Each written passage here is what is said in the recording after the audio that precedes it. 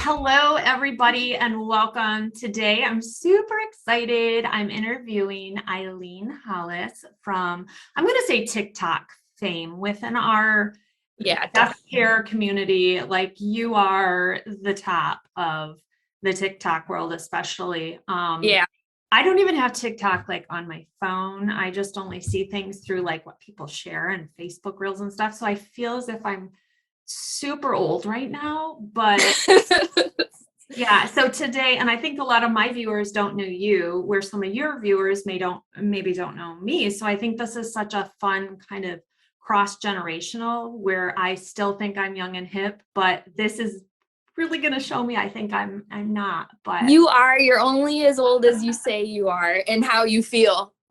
I will say though, when I got dressed today, I put on my TikTok pants. If anybody doesn't know what they're, these leggings.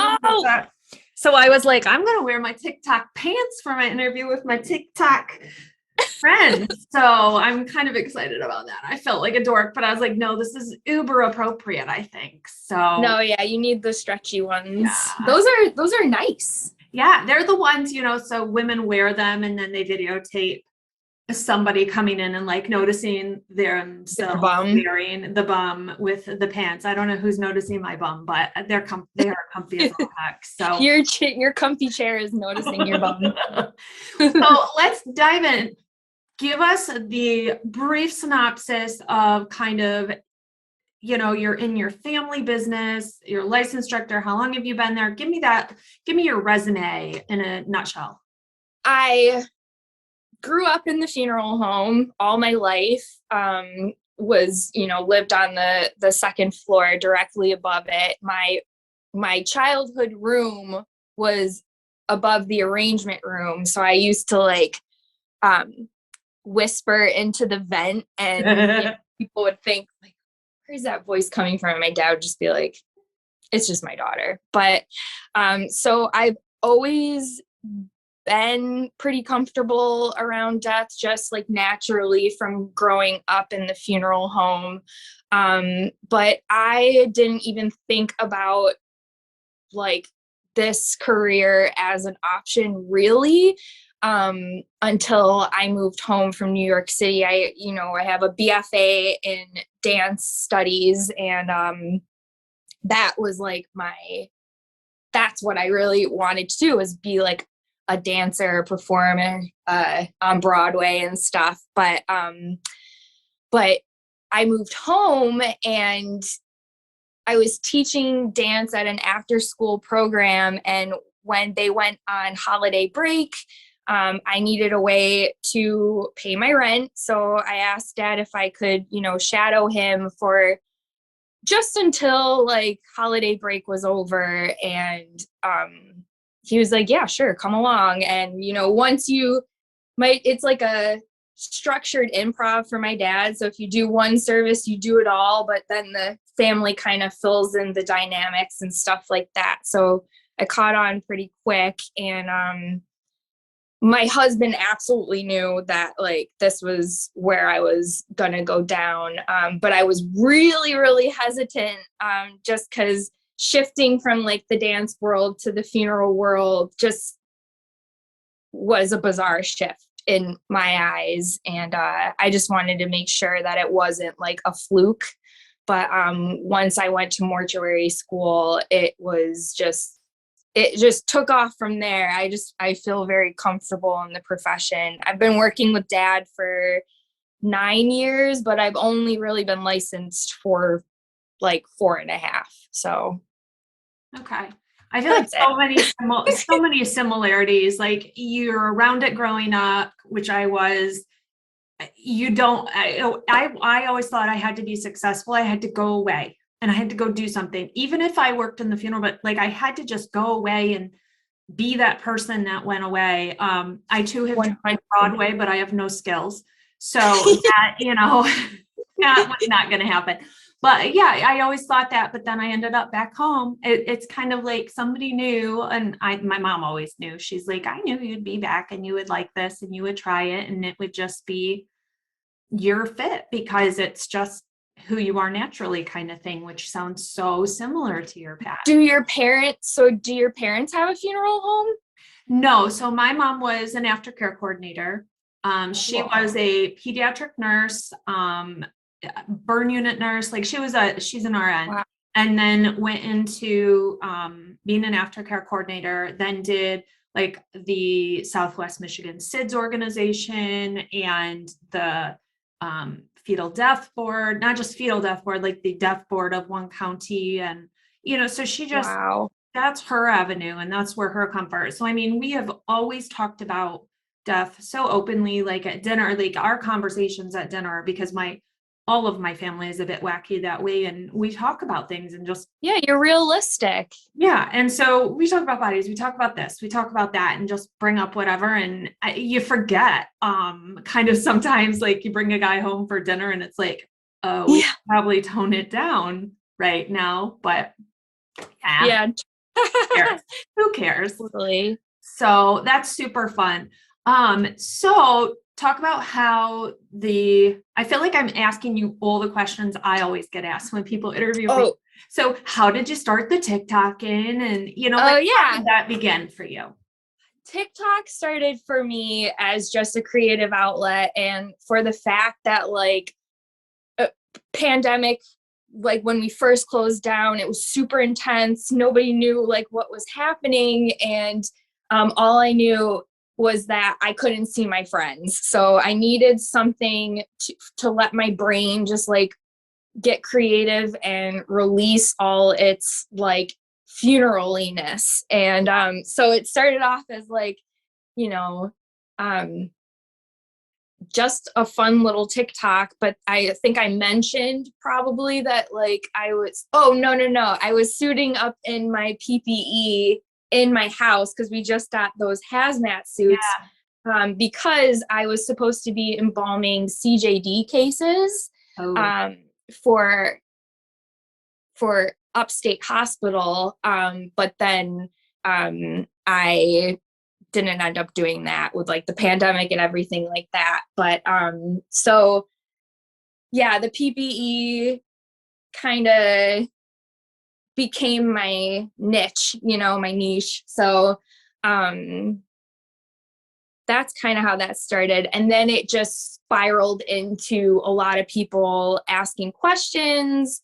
And it just kind of took off from there. I never expected that an app like TikTok, which is, you think that it's all like dancing and like thirst traps and stuff, but I'm realizing that it is more than that. Like it really shows you different people's points of views and lives. I follow a girl that's homeless in New York City, and I'm seeing like her point of view and all of that. So it started off as just a fun thing, but it turned out to be just like an educational tool for people. And I'm grateful because like it can get overwhelming sometimes, but like when people slip into your DMs and they say like you helped me process like 20 years of grief just from like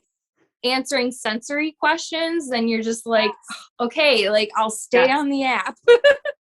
That's what I feel like if I do it just for that one person, that one email. And people, I don't know, I'm sure you're seeing this too. People share stories, not just like sentence or sentence. They're sharing, paragraphs upon paragraphs that they've carried these stories for decades sometimes. And it's like something clicks when they see a video or they hear certain words that just have never resonated with them. And they're like, that's why that happened. Or this is what really happened with that death. Or maybe this is and it gives them a different way of thinking and stuff. And it like puts them in the next phase, maybe of grief, or it takes a weird worry away from them or something that they carry. And it's powerful when we get those messages. It's interesting too. I mean, like people have asked to like for me to offer input on like autopsy reports and very personal things like that. And I don't know, I just try and give them like, you know, some tools, like here's like a glossary of like anatomical lingo to help you like make sense of this like report and stuff like that. And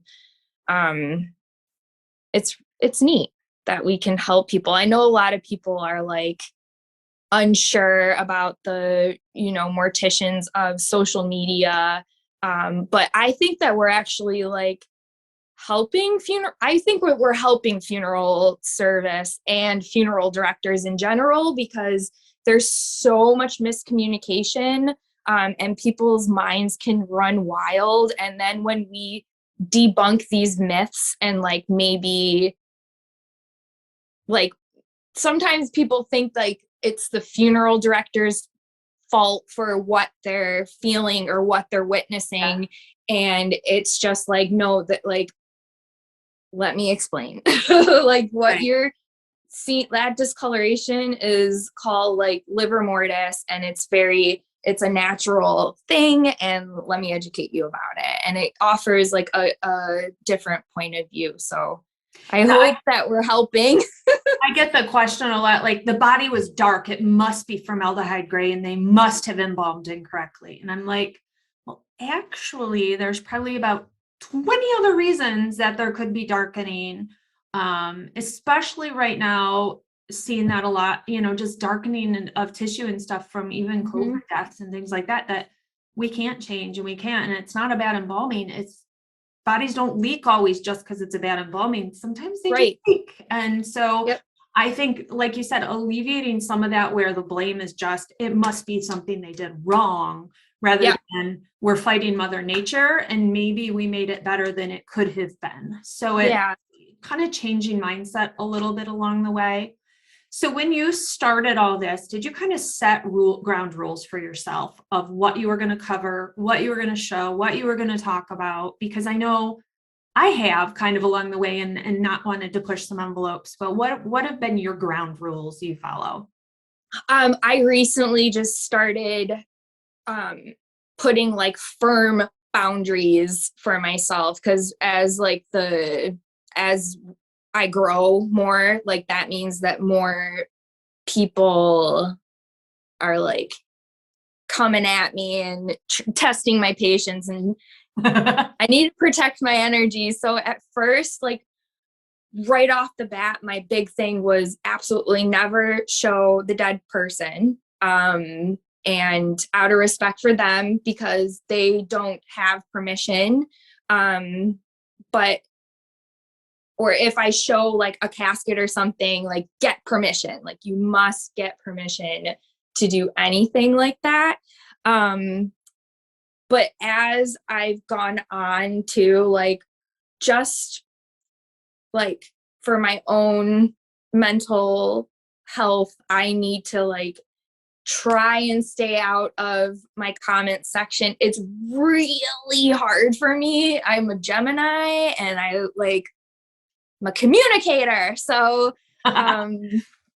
so it's really hard, and it's really hard for me not to respond to negative comments, but I'm trying to, my firm boundary now is only answer questions from like the Q&A and just stick to that, and block them and bless them if they're, you know, coming.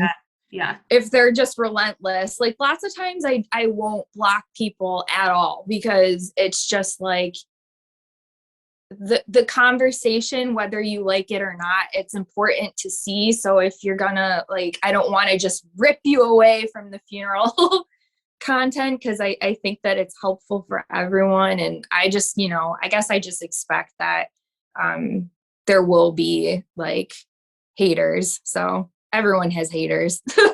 Exactly.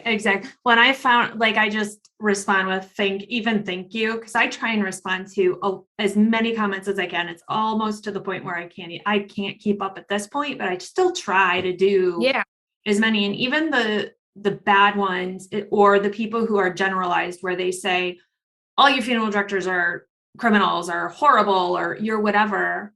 Thanks for your opinion. And it's funny because sometimes I'll just because I say something back to them, they'll say, oh, Kari, I'm not talking about you. I just mean all the other ones. I like you. And I'm like, Yeah.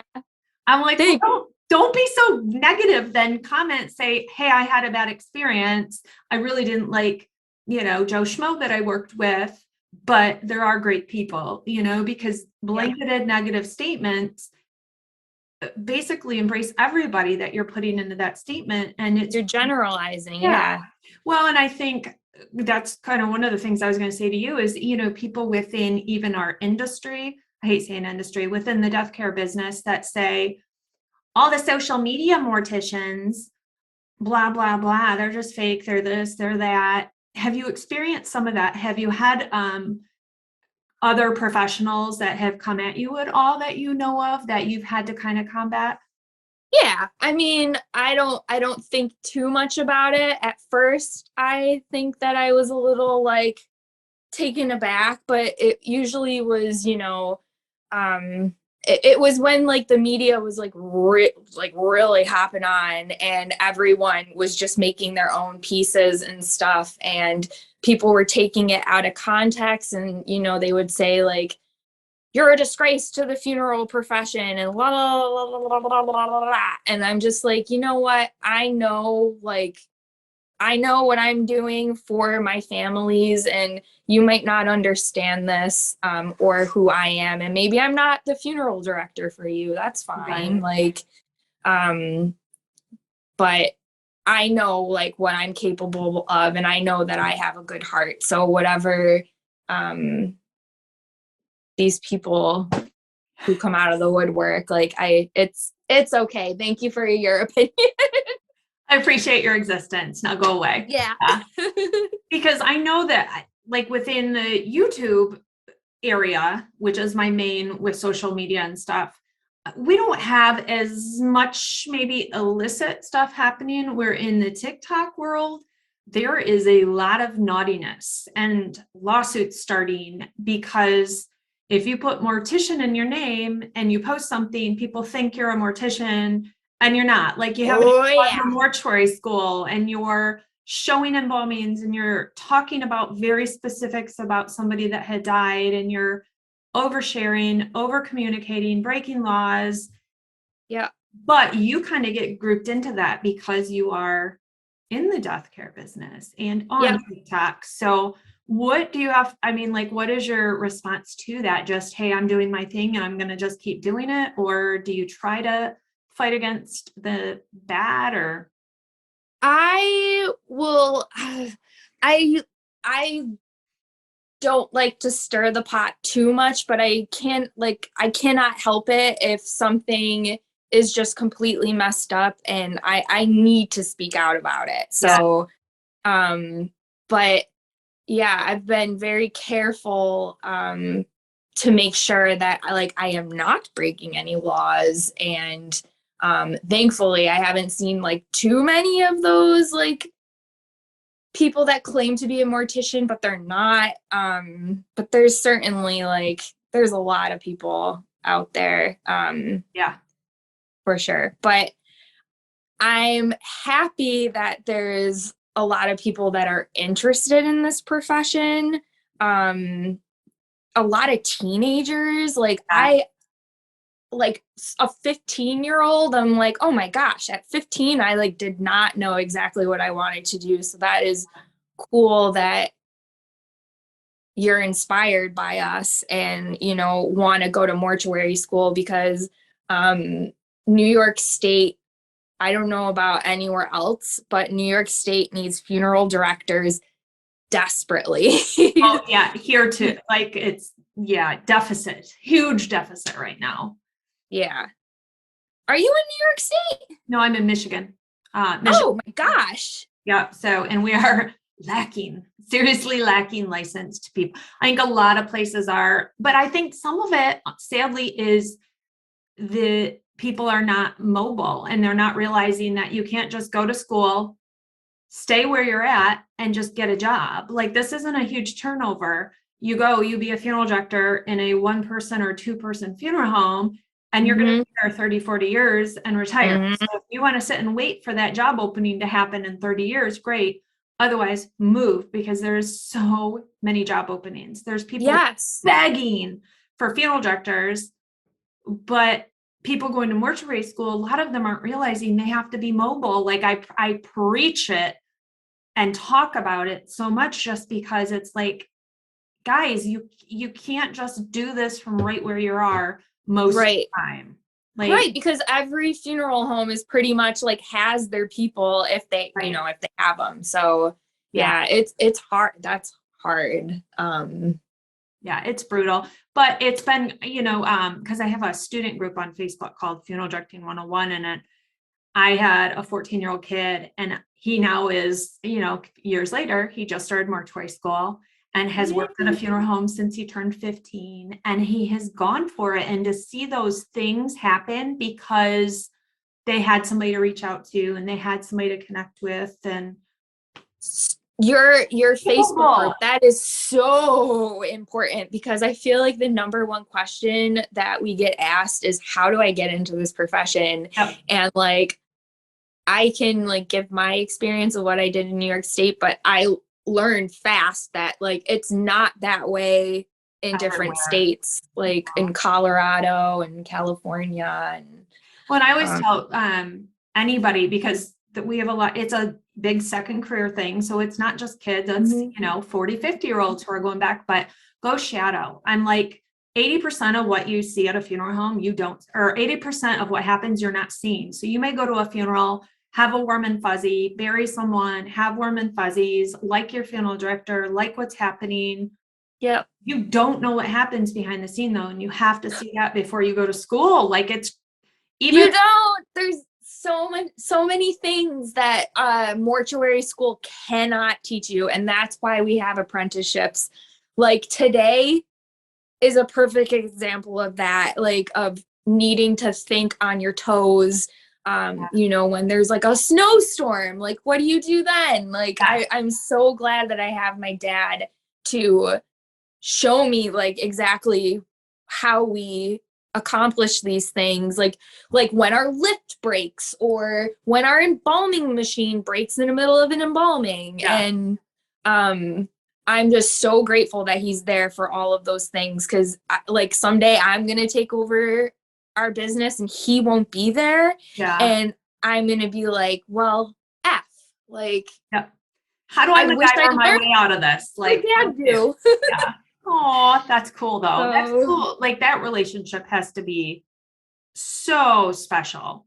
the best. I mean, it was like, he has been the biggest support, and always like for whatever I did in life, like I'm so grateful for him. And like, do we have our moments where we butt heads? Absolutely. I'm his daughter and we work together. Like, it's not easy to work with family, but I love the shit out of that man. And every 5'2" of him, his little bald head, so cute. And he is the best funeral director I've ever met. Really, he cares like so deeply, and he just has a way of like calming people down that I don't even know if like I have that power or patience. Like, he just has that patience, and he's awesome. And the fact that like, also when I graduated mortuary school, I was stressed out about the fact that I'm taking over the business. It's a huge weight on my shoulders. And I just at first needed to know that I could embalm like he does. He's, very respected in our community. I needed to know I could accomplish all the things that he accomplished. And he graciously like stepped out of the embalming room to just like, let me figure it out. Like, but he's always there. If I like run into problems, I stick my head out the prep room door and go, Dad. So sound the alarm. Yeah. Oh, I love it. Yeah. So it's back to your TikToks. What is your number one most watched one? Let us look. I don't know. I think actually it might be a video of a hole in a fence, to be honest. Of a hole in a fence? Some kid kicked a hole through our neighbor's fence, but we use that parking lot that is where the fence is for extra parking. Oh my gosh, that's it's so random. Like, and that's the thing about, I think, viral videos. Like, you can't project, you can't predict, you cannot predict. I don't understand watched or this video of a glove. My glove was stuck on the casket key. Oh my Lord. And that got 7.4 million views. Like, a stupid glove. I don't understand. Like, you can put out these, you can put out great informational videos, but people will like flock to the silliest ones, which makes me laugh. Crazy. Yeah. I always am like, oh, people want to know about pre-need, people want to know about this, and I put those and they get such few views, and then you put out something else and it's like, what? Like, okay. Yeah.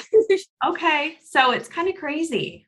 At this point, I will say I have stopped using like hashtags. This was a recent development like this week. Because I sometimes just get so overwhelmed by like the people that don't follow, and they find you and they take things out of context. So at this point, I am not like, I'm just not hashtagging. I feel like whoever is going to find me, I want like the real ones to find me and not just like seek out the randomness. Yeah. Like, because I used to categorize stuff like, this is about autopsies or whatever, but not anymore. It's too much. Get video requests like, hey, show me this, show me that. Do you keep a list? How do you do that? I try, like, in the Q&A, they'll say things like, what is a prayer card? What is a casket key? Show me your hearse, show me whatever. But yeah, I just try and stick to the Q&A and answer, like, I'm just trying to answer every single question. If there's a really good one in the comment section, I'll try and make a video about it. If it's really, really, really good. But other than that, I just try and stick to the Q&A. Stick to the back. Guys, I just want to do the dances and like do the or Holy Spirit, activate. Yeah. Oh my gosh. One day I was just doing that and I could not stop. And I was like, okay, I could do like Facebook Reels and stuff. I got on one day and I was trying to figure it out. And I was like, I don't even know how to, like, I took a picture and I was like, what can I do with this? And that was like, oh, it wouldn't even pull up that I had taken. And I was like, I can't. Okay, I need to just stop because then walk away. And I think, okay, I should do this because people are like, why are you not doing this? You know, and I'm like, it's not, it makes me feel old, people. Yeah. So yeah, there's nothing wrong with that. I love that, like, each person is like taking over like the world with their apps and stuff, and we're like dividing and conquering, and we're just like, think about death, people. We're gonna find you no matter where you go. Yeah. That's so funny. Before anyone even like followed me, I was like, I just felt like such a burden, like giving this information. Like, I just felt like I was making people miserable. And I don't know if that was in my head or if people actually were just like, I don't want to think about this, but I'm grateful to the community that we all have found, because it's just, nobody knows what we go through but us. Like, so it's nice to, it's nice to connect. I keep saying one of the best things about this is the relationship I have developed with a lot of people Yeah. like some viewers that I've gotten really close to, but also within the community, like Joelle, the grave woman, and Yes. Little Miss Funeral. Like we have a 3-person group text, and we text a lot on there. And the other night we just sat going, I love you, and I love you, and do you know how much I love you, and blah, blah, blah. Because there's, we're just all in this growth stage of our lives right now, and a lot changing and stuff. And it's just been good to have each other where you don't have to talk about work ever. Yeah. You don't have to explain what a bad day at the funeral home means, because most people would think it means that, oh, you must have buried a baby today, or oh, you must have. No, but like a daughter-in-law yelled at me, or this. Yeah. Like it's things that nobody else would really get. And if you have to explain it, it's just more burdensome than it is. It is. So you can say you had a bad day at the funeral home without it mean that it was emotional burying whoever you were burying, because that doesn't come home with me often. No, and I think people think that's crazy, but if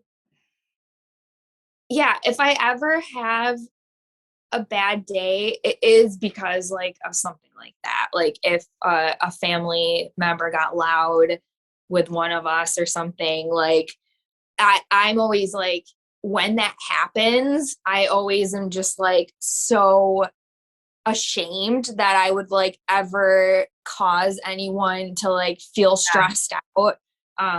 So yeah, it's great. Another thing that mortuary school can't teach you is that you have to enter the funeral home each day with a clean slate, and you have to look at the family members and sense like, how are they grieving right now? Like which stage are they in? Are they more relaxed? Like, are they feeling okay, or are they deep in shock and grief and they just cannot cope? You just got to be really careful, and and you can't teach that. Like you can't. No. It's something that's not really teachable. Like you can't be like, okay, we're going to feel the emotion of this person, and this is how you do it. You either have that or you don't, and you have to figure out that for yourself, and either you get it or you don't. And the people that have that are going to connect and communicate and be so much better working with the families, because they don't come off as just a business person. Yeah. But they're also not this overly emotional person. They kind of meet that family where they're at. You don't walk up at the first viewing and talk about the funeral bill if the family's, and some people don't get that. Some people just don't get that. They do what they have to do regardless of how that family is ebbing and flowing, where, I mean, you can sit down with families and laugh with them sometimes. Sometimes you don't laugh. Sometimes you have to just stay. Sometimes you say nothing. Like there's quiet. Been services where I'm a very talkative person, but there's services where I'm like, okay, like I need to tread so lightly. I'm going to shut my mouth and just open and close the door. And then maybe later on, like people will relax a little bit. But, at first, like it's not that we're desensitized. We're just very realistic about like our business and stuff. And I do think that sometimes we forget like exactly what they're going through. Like, we forget that they like just lost their mom or their dad or their sister. Like if I lost any of those people in my life, like I would be an absolute wreck. Like, I would be a wreck. I don't know how. There's often days I will think, I don't know how that person is functioning at all, because I don't think I would be. So, and that's the thing. And most people, like, you can't think of doing our job without thinking of losses you've had, where we're serving people who are in the pain. We're not in the pain. They are. We're doing the job. We're business. We're taking care of them, which is such an amazing job to get to do. But looking at them and understanding how they literally got up that morning, put on clothing, and came to the funeral home to meet with me is insane. Big deal. Yeah.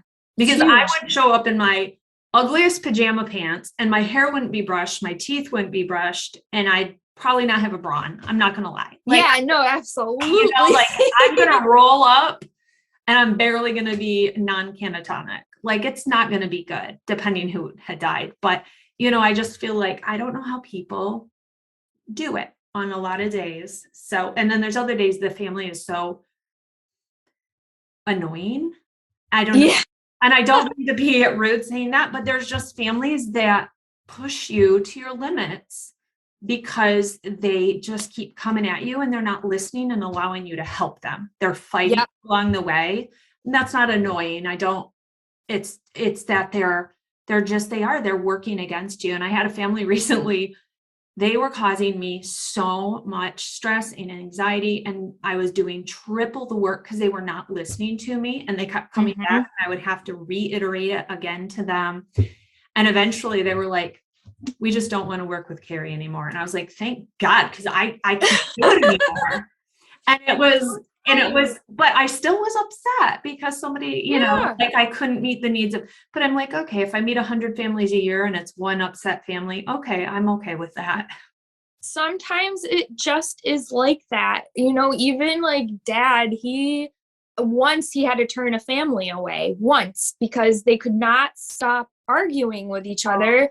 And, you know, like I said, he's very patient, and he just stood up and he said, well, this arrangement is over. If you want to come back, like come back tomorrow if you want to. If not, like you have every right to find another funeral home, but we will get nothing accomplished if you can't listen to each other. And like they were just wild in their grief, and it was those moments make me so nervous to take over the business. And I don't know, sometimes I guess I just feel like sometimes because I'm a woman, like I think I have that in my head, whether or not it's like true. I feel like I just don't want people to walk all over me and take advantage of my patience and stuff. I don't know. It's a lot. It'll be good. I think people are like, do you ever want to own a funeral home? I'm like, no. It is a lot. You have to pray enough people are going to die for your business to pay its bills that month. And to me, that's a really heavy way of looking at life. I mean, yes, you can look at it. People are going to die, and I hope that enough call me to pay my bills. Like, that's a better way. That's how I always say it too. But I go big. I go to a big extreme. If they're going to die, I hope that they choose us to care for them. Right. That's I say that too. It's hard. It's hard to manage a business that's based on something you don't really control, on a call volume, on Mother Nature, I mean, you could just get no calls for a whole month, but you still have to pay all the bills, or you could get 50 calls in a month, and there's just no rhyme, reason, and you don't control a lot of it. And so that is hard part of owning a funeral home, and kudos to do that and to take that on. I mean, I'm terrified.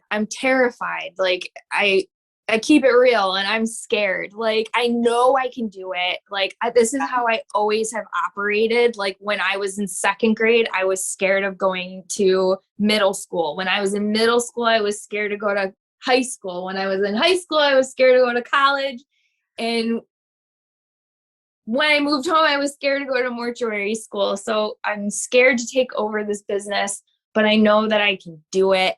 I know God, somebody deliver me from evil, because like I just hope that I can do the business justice and be as patient as my dad can be. He can be very impatient too. Like, he's so happy that when he's angry, he is like a demon. But I just hope that I can think on my toes like he does. It's scary. It's scary. It's a big house too. It's a Victorian house. Paying for that alone is like, you know, a big deal. So are there pictures on your website of the funeral home and stuff? So go to Hollis Funeral. Is it hollisfuneralhome.com? Yes. Or what is the website? So the funeral home is hollisfuneralhome.com. So you And then can my TikTok is everything is at Hollis Funeral Home. okay. Your TikTok is at Hollis Funeral Home as well.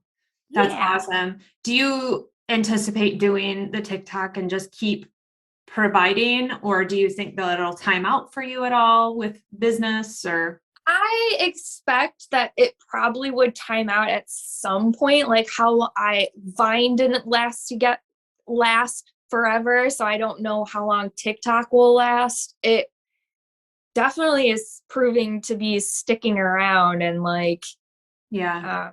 I'm just gonna roll with it, and I'll just cross that bridge when we get there. Yeah, people have asked, like, are you gonna make a YouTube? I'm like, no, I'm not gonna do that. Like, there's people on there already, like yourself. Yeah. And also I'm not a good editor like that either. So it's like, I think that I would just be glued to my computer like 1000% more. And like, for the sake of my husband, like, I'm already on my phone a lot. Yeah. I just don't want to do that anymore. Yeah. It's enough. When you don't want to dilute yourself to because people are like, well, why don't you start podcasting, Kari? And I'm like, I have my zone and I'm comfortable with my zone. And Yeah. I feel like if I try and pull myself in more directions and more directions and more directions, I take away from my role as a mom and my role as an actual funeral director. Yeah. And all these other things, because I don't want to become that person who just does this and is not actually doing the job. I feel like that's such a falseness. Yes. So I also feel that way so strongly. Like, yeah. Funeral directing comes first, then the fun stuff. Like, Yeah. So that's a huge thing. Cause even like Dad today was like, you can go, don't go to the cemetery. And I was like, absolutely not. I'm not leaving you in a blizzard. Like, no, cause I feel like he always tests me when he does that too. And like, where will her loyalties lie? Yeah. But he really, like, at this point, he's just like, you can skip out if you want. And I'm like, no, unless we're like really busy and I have to, like, put the finishing touches on someone. That's the only reason why I would stay back in the cemetery. But yeah. Oh, that's so cute. I love it. Yeah. Well, thank you for joining me and having a conversation. You're welcome. I am so excited. I've been wanting to chat with you for a while, and I get asked about the TikTok stuff all the time, and Eileen and what Eileen does. And it's funny how much you get asked, I feel like, about other areas and about other people, as if we all like hang out on the weekends sometime or all have to know each other, which I would totally know do on the weekend. But you could probably, how old are you? Can I ask? I'm 32. Oh my gosh. So you're not, I was thinking you were a little younger, but so we're not that far apart. Yeah, we're not that. It's my skincare routine. No.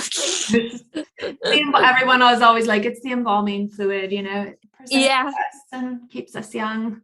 Yeah, I think it does, honestly. It's the profession. You'd think that we would have all the wrinkles in the world and like bags like down to here. But I feel like I do have the bags, but oh no, you don't. That's life. That's children, and Yeah, and kudos to you for doing this profession and being a badass mom. I think that's like, I haven't made it there yet, but talk to me when that happens. I see some of the most amazing moms, like our trade embalmer. She does the most trade embalming in our area. She was just pregnant with her 4th child.